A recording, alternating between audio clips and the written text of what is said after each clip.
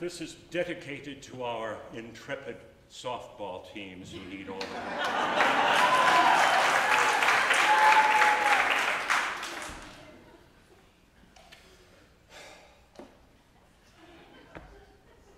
The outlook wasn't brilliant for the Mudville Nine that day. The score stood 4-2 with but one inning left to play. And then when Cooney died at first and Barrows did the same, a sickly silence fell upon the patrons of the game. A straggling few got up to go in deep despair, and the rest clung to that hope which springs eternal in the human breast. They thought, if only Casey could get but a whack at that, we'd put up even money now with Casey at the bat.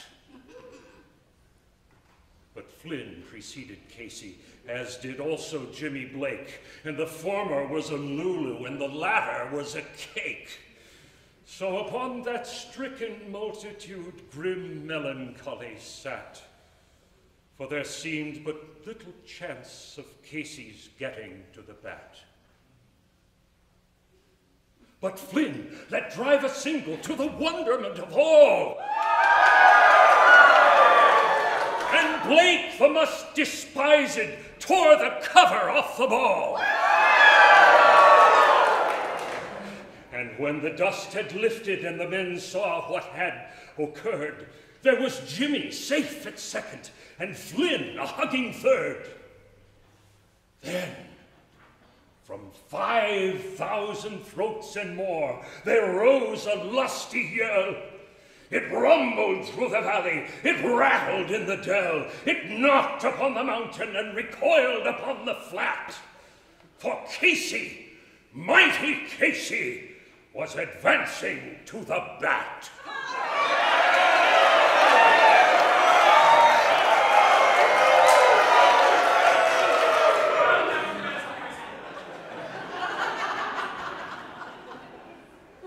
There was ease in Casey's manner as he stepped into his place.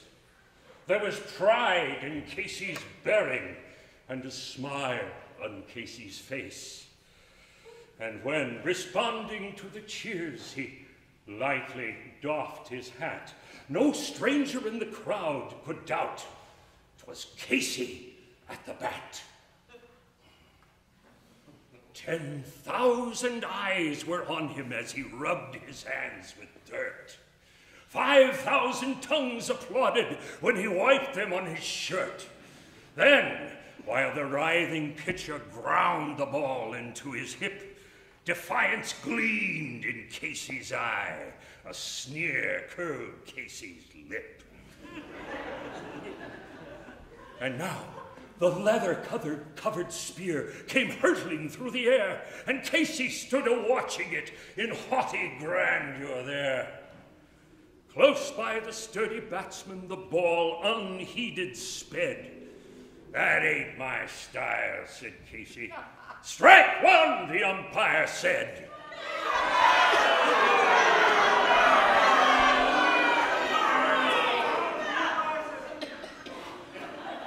From the benches black with people, there went up a muffled roar, like the beating of storm waves on a stern and distant shore. Kill him, kill the umpire, shouted someone on the stand, and it's likely they'd have killed him had not Casey raised his hand. And with a smile of Christian charity, great Casey's visage shone. He stilled the rising tumult. He bade the game go on. He signaled to the pitcher, and once more the spheroid flew. But Casey still ignored it. And the umpire said, strike two!